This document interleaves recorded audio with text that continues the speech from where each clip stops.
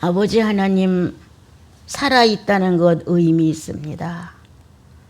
하루라도 더 그리스도에 대하여 흠모할 수 있고 그 뜻을 펼쳐보려고 노력할 수 있고 잘못된 것은 속히 회개할 수 있고 참 의미 있는 삶을 주님이 예수 그리스도 믿음으로 선물로 주셨습니다.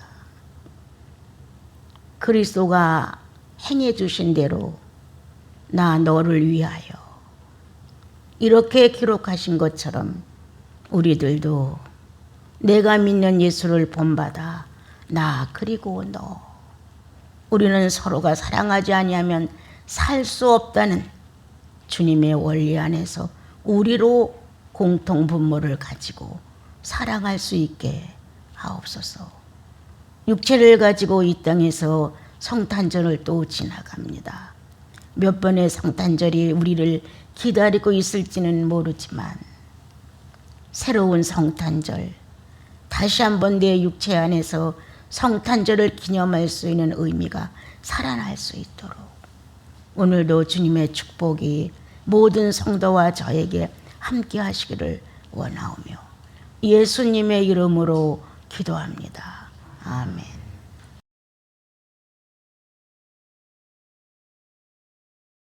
우리가 성경을 보게 되면은 그냥 막 무심코 넘어간 데가 굉장히 많습니다. 네.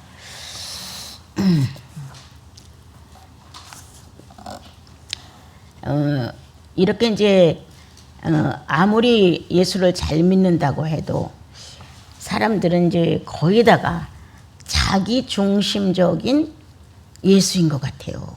예. 성경에 기록된 내가 그 양충식 목사님을 통해 예수를 구주로 받아들이고 하도 이 답답하고 더 이상의 발전이 없는 마음 때문에 그분의 부흥 집회 밤 10시가 넘어서 찾아가 가지고 화소연을 그렇게 했어요. 이렇게 믿는 예수 갖고 난 안 됩니다. 예, 목사님은 얼마만큼의 가치를 가지고 구원을 받으셨는지 몰라도 나는 목사님의 10배도 더 됩니다. 그러한 가치 있는 그리스도를 만났는데 이게 지금 나한테 채워지지 않고 있습니다. 그렇게 이제 막 하소연을 하면서 나는 신학도 다닐 수 없고 몸이 이래서 어려운데 어떻게 해야 내가 예수를 바로 믿을 수 있느냐.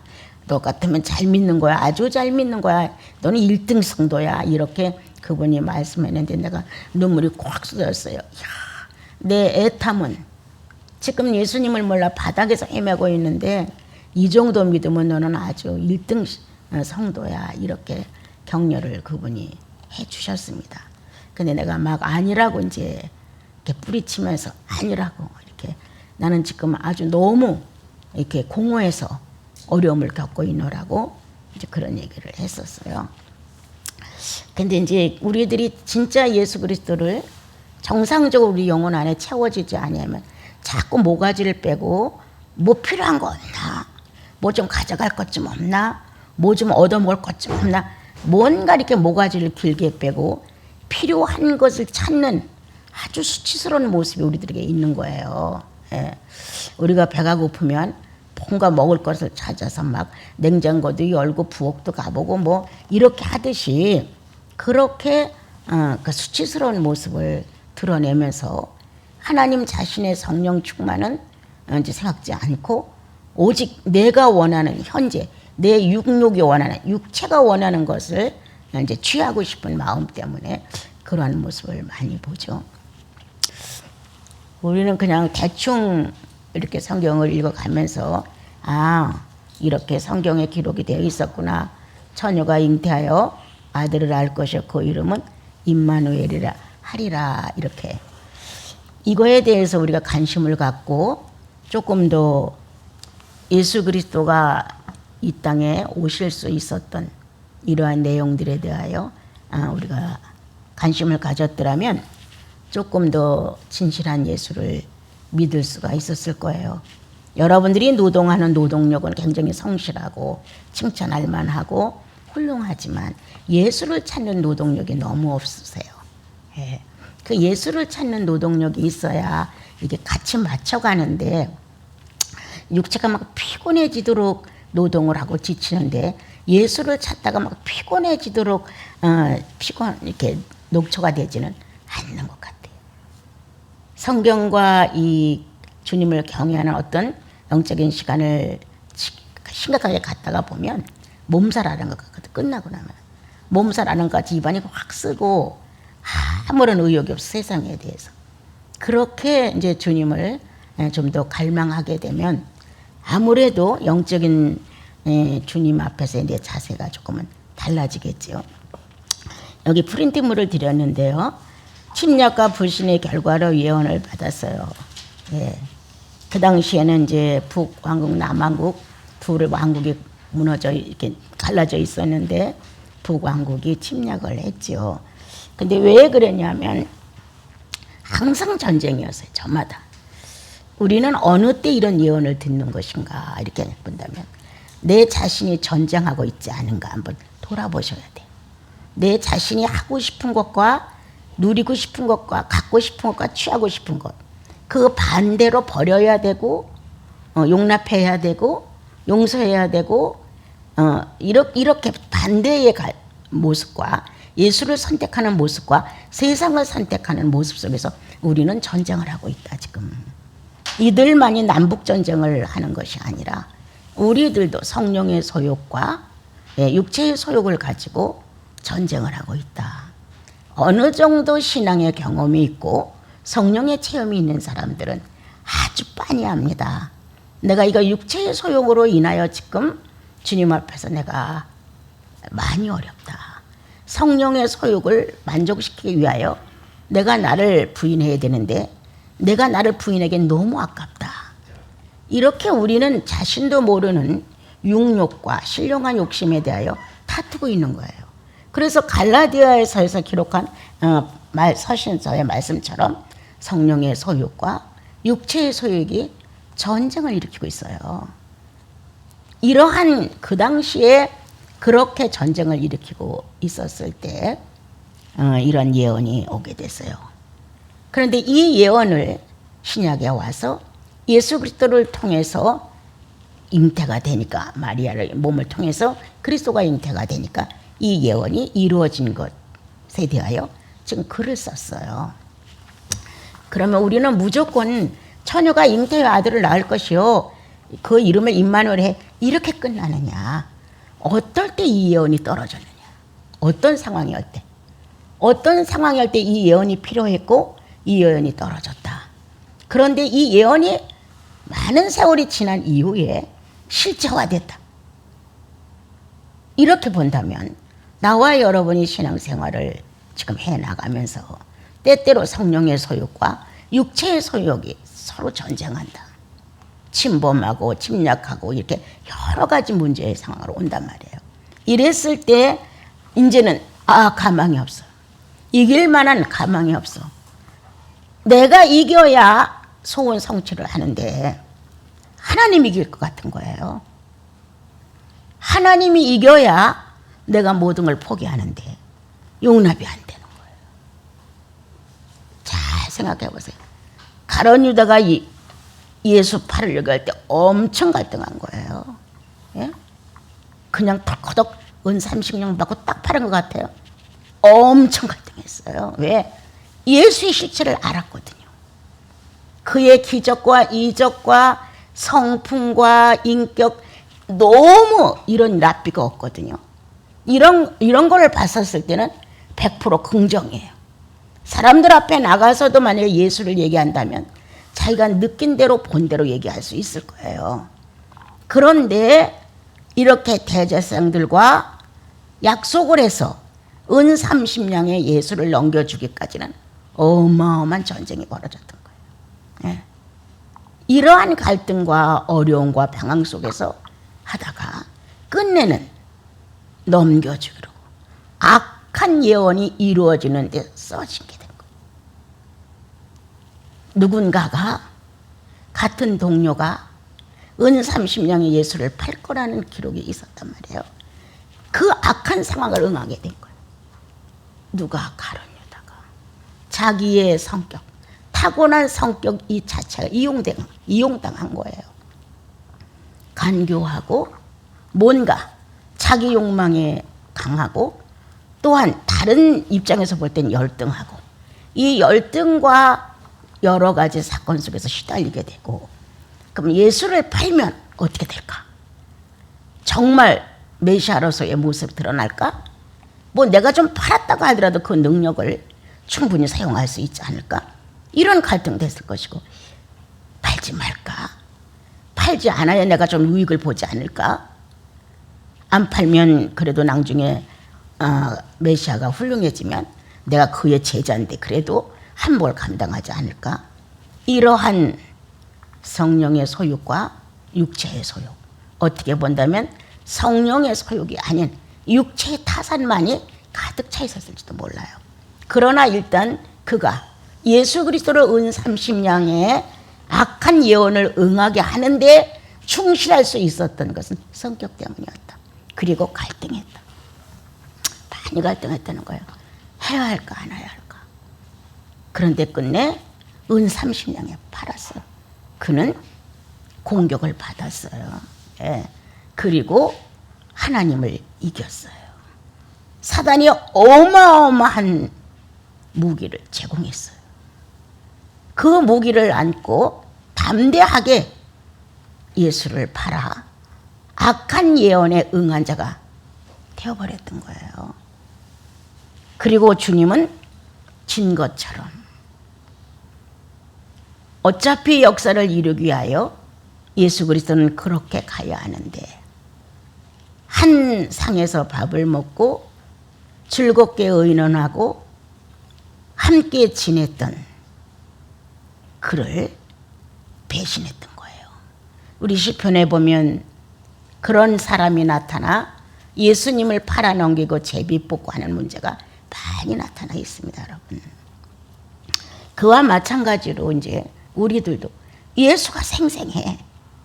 같이 밥도 먹어, 얘기도 해. 만찬할 때 같이 모였어요, 여러분. 너무너무 생생하고 확실하고 자기 수준만큼 알아, 예수를. 자기가 알 수 있는 것만큼 알고 있어요.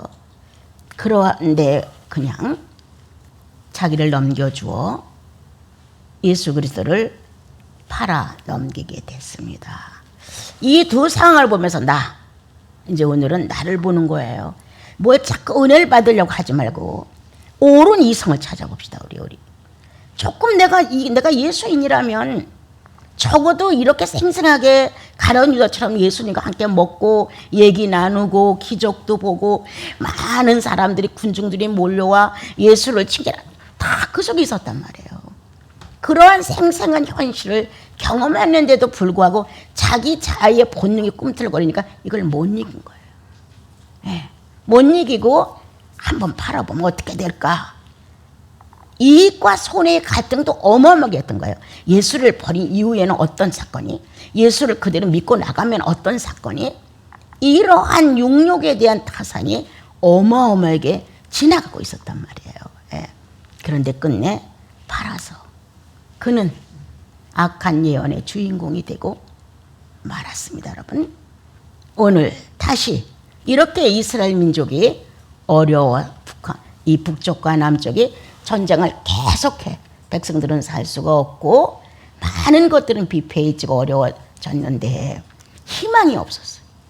뭔가 기대할 만한 것이 있고 뭔가 얻어낼 만한 것이 있고 희망이 있어야 되는데 이런 게 없는 거예요. 그러니까 백성들은 방황할 수밖에 없고 더 좋은 어떤 내용을 찾고 싶었던 거예요. 그런데 겉으로 드러나는 것은 보이지 않았어요. 절망할 수 있었던 어떤 상황 중에 주님은 선지자를 통하여 이런 예언을 하신 거예요. 처녀가 잉태하여 아들을 낳을 것이다. 그 이름이 그 임마누엘이다. 이렇게 예언하셨단 말이에요. 이 예언에 의하여 예수 그리스도는 이 땅에 선한 예언을 이루셨어요. 네. 우리가 살다 보면 이렇게 뜻하지 않은 불행을 만날 수도 있고 내가 바라지 않는 문제가 발생될 수도 있고 정말 어려운 일이 많아요. 이럴 때마다 중요한 것은 내가 어디를 선택하느냐가 주님이 보실 때 내 할 일인 거예요. 예. 여러분들은 아무리 세상에 제일 좋은 게 있어도 예수를 선택하시겠죠. 나는 그럴 거라고 믿어지는 거예요. 만약 내가 구원받은 게 확실해, 내가 불행을 알고 그쪽을 간다, 불행을 모르고 간다, 알고 가면 몰라도 모르고 간다면 난 주님이 책임진다고 생각해요. 그 정도 하나님 아니십니까? 확실하게 내가 지금 어떤 걸 선택해 가는데 내가 이거를 잘 알지 못하고 간다, 나는 반드시 알고 간다, 이거에 대한 차이는 어마어마한 거예요. 그때 처녀가 잉태하여 아들을 낳을 것이요 그 이름은 임마누엘이라 메시아가 출현된다고 하는 소식이 꽝 선포된단 말이에요. 그렇다면 나와 여러분은 무엇을 선택을 할 것이냐? 계속적으로 육체를 조여오는 환경과 육체의 욕망을 달성해야 하고 싶은 소원과 이런 것들을 선택하여 갈 것이냐, 아니면 아니야 하고 본인의 자세의 선택이 주님을 선택한다는 거예요. 그래서 오늘 나와 여러분은 한번 처녀가 잉태하여 아들을 낳을 것이요, 어떤 환경에, 가장 긴급한 환경에 자냐 우냐에 선택하는 기로에 섰을 때 악이냐 선이냐, 불순종이냐 순종이냐, 육체냐 성령이라고 하는 이런 선택의 기로에 딱 섰었을 때 처녀가 잉태하여 아들을 낳을 것이요 그 이름을 임마누엘이라 하리라는 내용이 응해지므로 더 이상의 전쟁은 존재하지 않는다.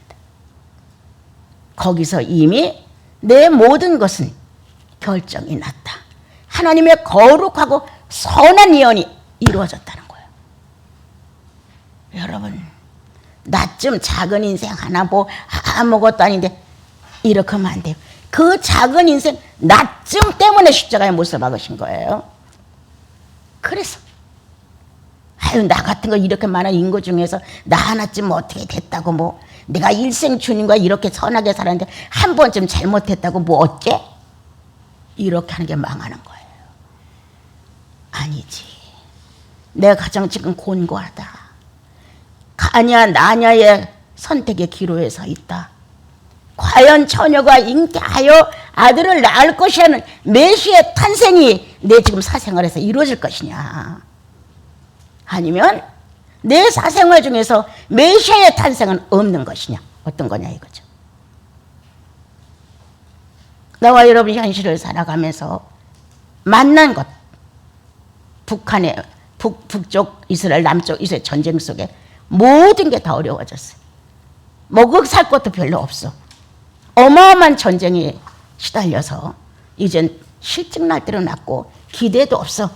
이러한 판국에 처녀가 잉태 아들을 낳을 것이오를 아멘으로 받은 사람은 산다는 거예요. 현실은 불가능하다. 하나도 잡을 만한 게 없다. 이 기회를 놓치면 아무것도 아니야. 이렇게 생각할 수 있는 현실이 왔다.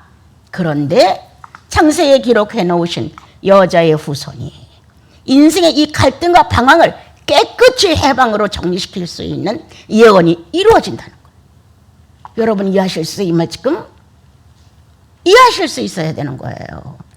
왜 이런 낱말이 성경에 있어서 이때만 필요하냐? 나의 왜 사생활 중에는 이게 없냐 이거예요. 왜 메시아의 출현이 없냐 이거예요. 아니죠. 이렇게 갈등하고 어렵고 힘들고 계속 내 자아와 하나님의 자아가 전쟁을 일으키고 있었을 때 여자의 후손 메시아의 아주 막강한 평화가 왜 역사를 안 합니까? 얼마만큼 다투려고, 얼마만큼 하나님하고 싸우려고. 생각을 해보세요. 이 말씀이 응해지지 않았다는 거 우리가 지금요. 여러분들이 살면서 자그마한 것들은 이룰 수도 있었을 거예요. 조금 그렇게 선택하고 조금 나를 버리고 조금 나를 부인하고 그럴 수도 있었을 거예요. 그런데 정말 내 본질이 역사할 수 있는 막강한 내용이 내 안에서 움직였을 때 하나님의 마음을 반역하고 있었을 때, 성령을 거스리고 내가 나를 독점하고 이 뜻을 이루려고 했었을 때 처녀가 잉태하여 아들을 낳을 것이다. 임마누엘이다. 이렇게 살아있는 하나님의 음성으로 받아들이느냐. 여러분 스스로 판단하십시오. 난 생각했어요, 아침에도. 그래도 예수인이라면 성도들은 주님을 사랑합니다. 주님. 각자가 분량이 작고 경험이 부족하지만 그래도 주님 당신을 사랑합니다. 연약한 부분을 만지셔서 예수가 어떤 분이었다는 걸 자기 생애에서 좀 인정 좀 하게 해주십시오. 내가 소경이었는데 그 예수를 만나 눈을 번쩍 떴어. 소경된 삶의 실수가 얼마나 많았겠어. 이렇게 될 수 있는, 내가 벙어리였는데 예수님을 만나 혀가 풀렸어.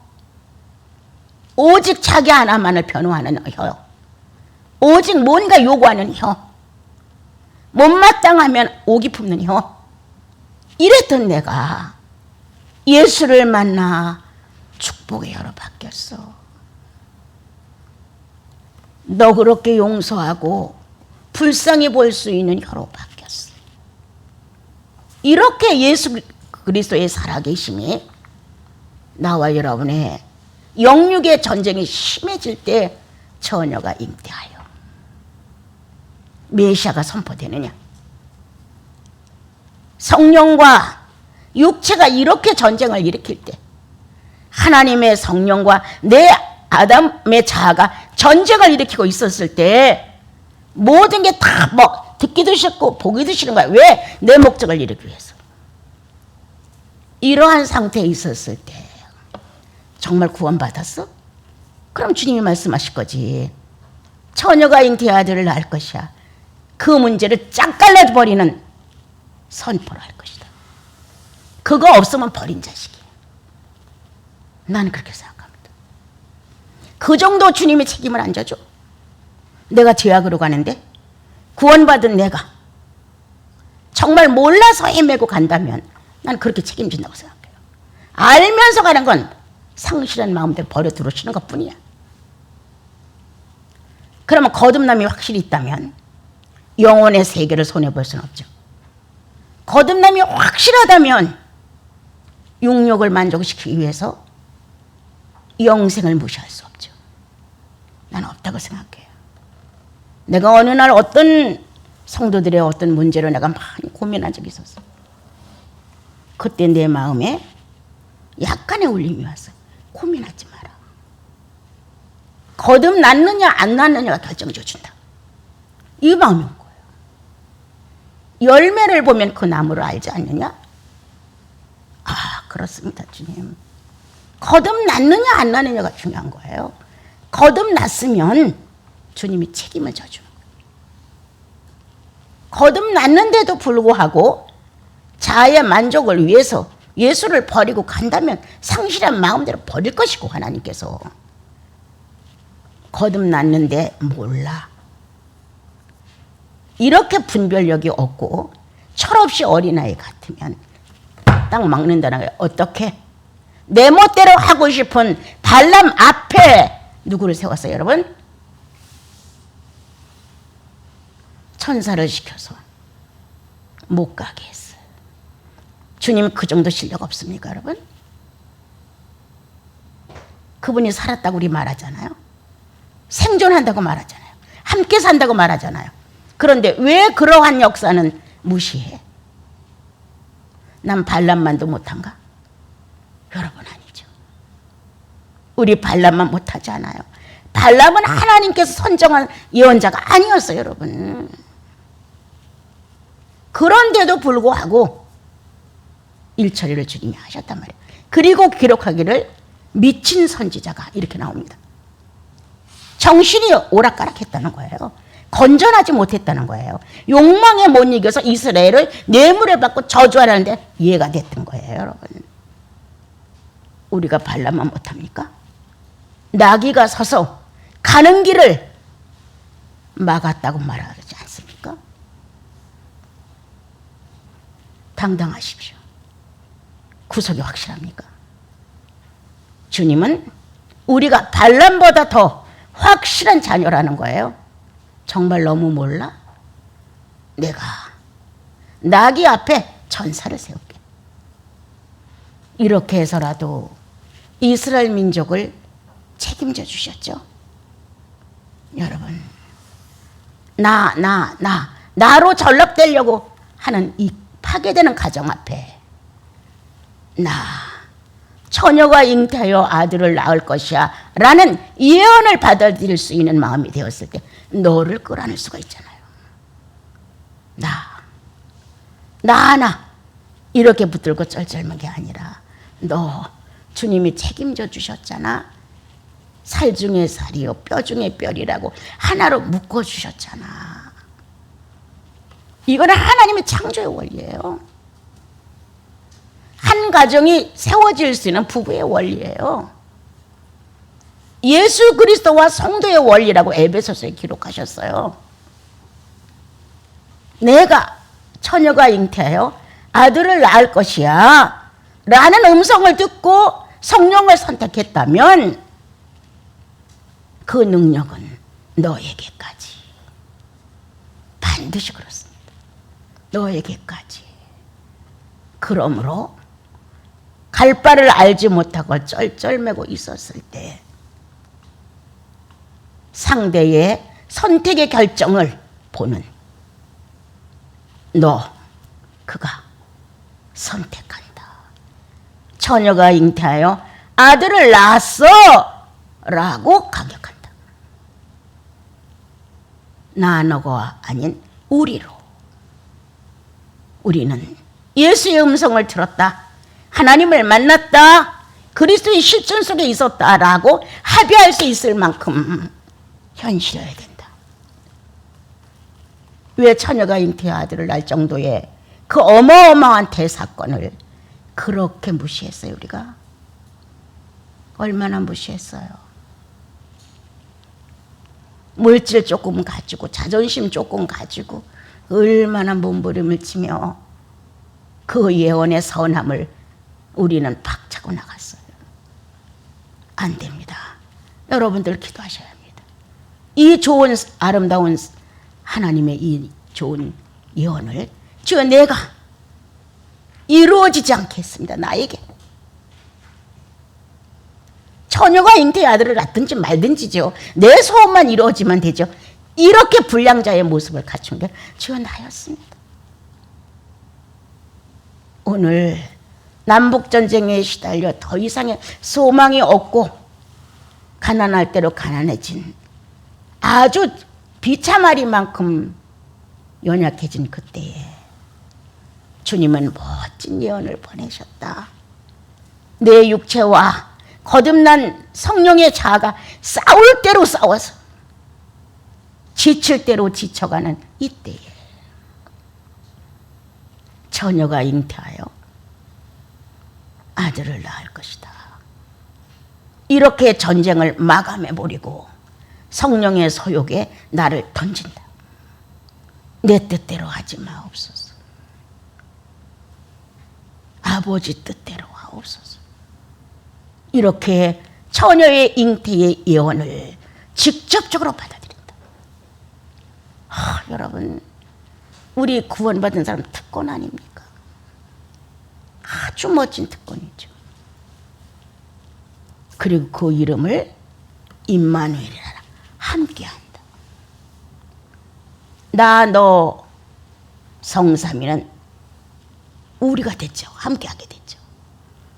가장 멋진 공동체가 됐습니다. 어떻게?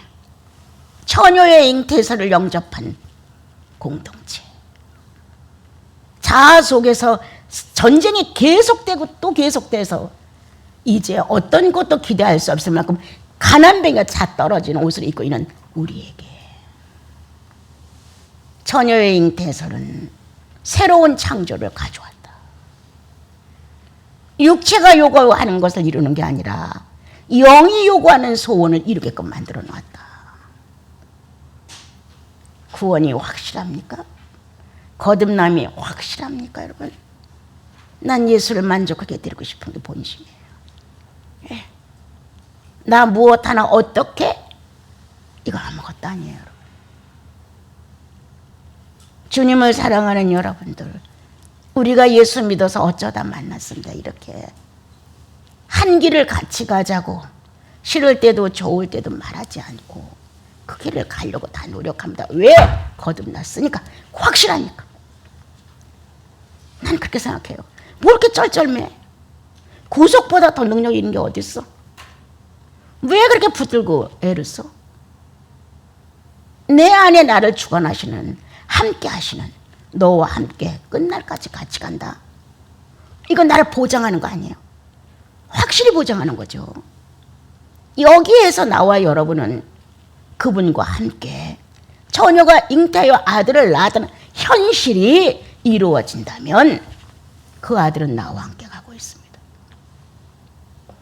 여러분과 함께 가고 있습니다. 행여나 나는 누구와 전쟁하는가? 내 자아를 놓고 하나님과 전쟁하는가? 내 자아를 놓고 남편과 전쟁하는가? 내 자아를 놓고 세상 어떤 점을 놓고 전쟁하는가? 자식을 놓고 전쟁하는가? 욕망에 못 이겨서 무언가 놓고 전쟁을 한다는 것. 이와 같은 현실이 이루어질 때 성탄은 처녀의 잉태설이 완성되는 것이다. 주여, 그렇소이다. 내 속에 처녀의 잉태설이 확실합니다. 이렇게 현실의 전쟁이 죄악의 내 자신과 전쟁하는 게 슬픈 탄식 아니에요, 여러분? 이미도 이것 때문에 십자가의 못을 받고 예수가 죽으셨는데 이걸 또 끌어당기는 걸 갖고 싶다고. 그리고 자기가 막 끝없이 상하는 거예요. 자기의 욕망 때문에, 자기의 욕심 때문에, 자기의 어떤 능력 때문에 무언가를 자기가 할 수 있다는 이런 걸로 인하여 우리는 오늘도 전쟁은 치열한데 결정이 안 난다. 반드시 구원받았다면 성령이 원하는지 아닌지를 안다는 거예요. 이 길이 옳은지 아닌지를 안다는 거예요. 왜 그걸 붙들고 기도를 안 해? 주님이 아니라면 아니죠. 주님이 용납을 하면 그거죠. 그래서 나와 여러분은 복받은 사람들이에요. 전 인류에 구원받은 사람들은 처녀가 잉태하여 아들을 낳을 것이라는 확실한 죄로부터의 해방을 받은 사람들이고 전쟁이 끝난 사람들이. 그래서 여러분, 순종보다는 내가 늘 복종을 더 원하죠. 예. 순종보다는 복종이 더 나를 감탄케 만들어요. 벅차게 만들어요. 그분 외에는 존재성이 없어요. 그런데 그 안에서 내 존재성이 확실해. 순종 갖고 하는데 몽땅 복종하는 거예요. 거기에 내 존재성이 있다는 자체가 나를 벅차게 만들어, 충만하게 만들어. 오늘도 나와 여러분 조금 심각해 봅시다. 언제까지나 육욕에 못 이겨서 전쟁을 해야 하나?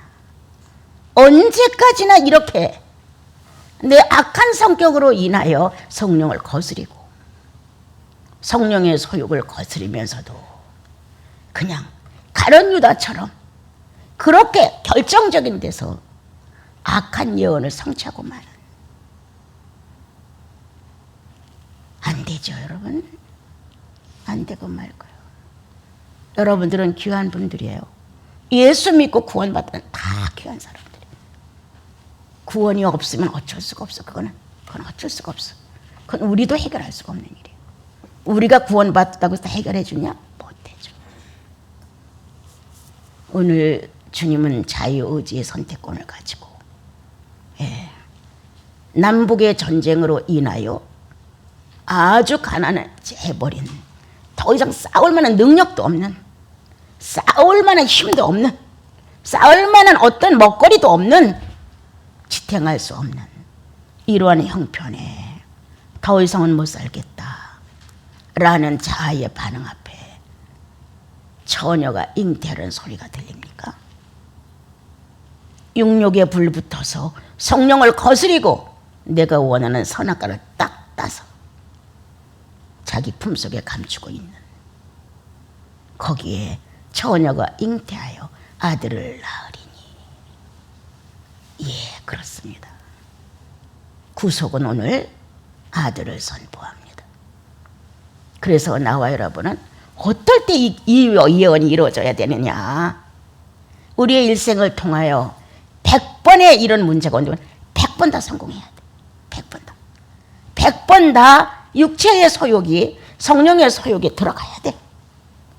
그리고 처녀가 잉태하여 아들을 낳았습니다 라고 안겨드려야 돼. 그리고 함께하고 있음을, 주님이 나와 함께하고 있음을, 동시에 내 가정에 함께하고 있음을, 동시에 내 형제 자매들과 함께하고 있음을. 임마누엘, 우리 나시린 수도원의 인사가 뭐였어요? 임마누엘이었어요. 요즘엔 그것도 거의 다 없어져 버렸어요. 아마 하나님이 함께하지 않나 봐요.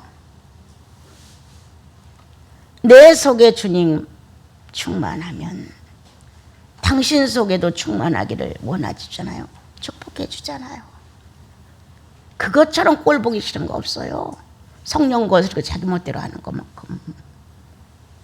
그래서 이제 처녀가 잉태하여 아들을 낳은 예언이 이루어지는 여러분들의 사생활 중에 성령을 선택하는 이 절대적인 자유의지 안에 오늘 축복되는 게 뭐냐? 너와 함께 임마누엘입니다. 여러분. 임마누엘이 있어야 나와 여러분은 그분의 영원한 보장성, 그분의 관리, 그분의 보호, 이렇게 보장을 받으면서 일생을 살아가는 것입니다. 또한 내가 임마누엘이라는 축복을 받았다면, 그와 같은 예언이 임해진 사람이라면 나 외에 당신에게도 임마누엘이요, 당신에게도 임마누엘이요. 하나님의 거룩한 지체들을 놓고 다 예수와 함께하는 임마누엘인 거예요. 얼마 세상이 악해지고 야박해졌는지 나만 끝나는 거예요. 이 한 가정에 들어가도 부모와 자식이, 부모는 부모대로야, 자식은 잘 끝나는 거예요. 아무리 민주주의가 뭐 훌륭하다고 해도 이건 개인주의지 민주주의가 아니에요. 존중하고 사랑하고 아끼고 같은 둥지 안에서 보호를 해야 되는데 이런 게 없고, 너는 너, 문 닫고 들어가면 그만, 나는 나, 내가 이미 생각한 게 있고 내가 계획한 게 있으니까 내 거 터치하지 마, 이런 식으로 경계를 쳐놨어요. 여러분, 임마누엘이 될 수 있을까요? 없죠. 될 수 없습니다. 임마누엘은 내가 부서져야 됩니다.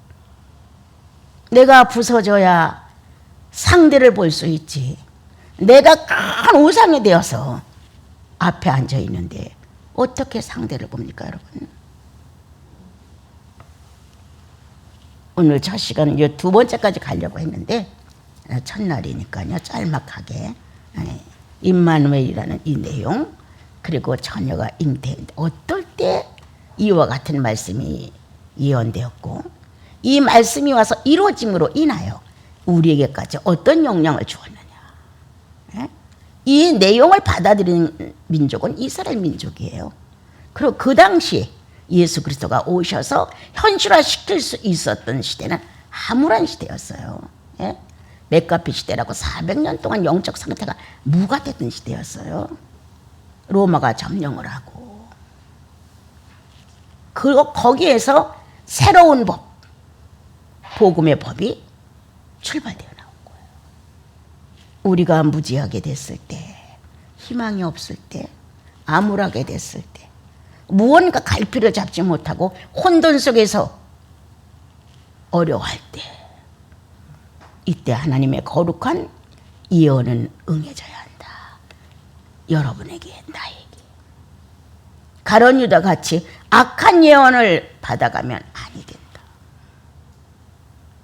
오늘 처녀가 잉태하는 이 놀라운 임마누엘의 축복을 나와 여러분이 응해준다면 하나님의 거룩한 뜻은 여러분들을 통해서 지극히 높은 곳에서는 하나님께 영광이요, 땅에서는 기뻐하심을 입은 사람들 중에 평화로다.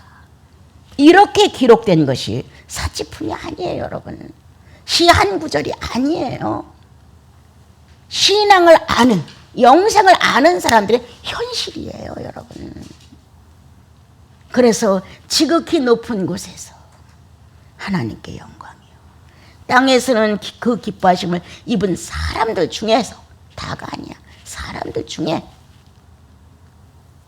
평화라고 성경은 기록하셨습니다. 마지막 결론, 평화다. 처녀가 잉태하는 예언에 응한 사람, 전쟁 끝났다, 평화다. 임마누엘이라는 축복을, 그 예언을 성취한 사람, 전쟁이나 분열은 없다. 계속적으로 자아의 싸움을 가지고 부들부들 떠는 이런 일은 존재할 수 없다. 우리라는 공동체 안에 서로의 희생과 서로의 사랑으로 우리는 임마누엘이라고 함께 가고 있다고 말할 수 있습니다.